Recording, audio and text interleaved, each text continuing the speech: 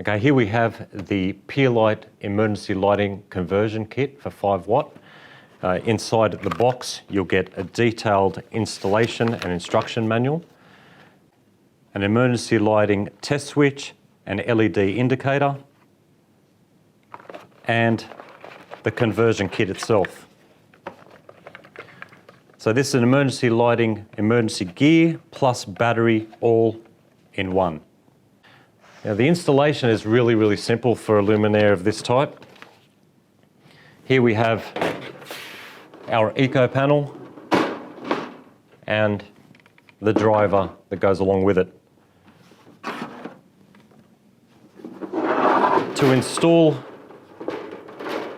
the emergency lighting test switch and LED indicator, it's as simple as removing the tape off the 3M double-sided tape behind, finding an area on the light that suits the installer, placing the indicator and LED test switch on the luminaire, and that's it. That fitting is now ready to go up. Okay, so the installation is really simple. Here we have, again, the emergency lighting conversion kit. Just going to place that up in the ceiling. Can also be mounted to a catenary system or a ceiling grid. I'm just going to plug it in to a surface socket. Now we have the female 3-pin plug that the driver will plug into.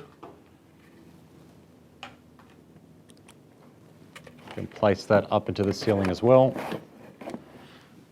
We'll take the male plug from the driver and the female input lead from the emergency lighting conversion kit. Attach those two together.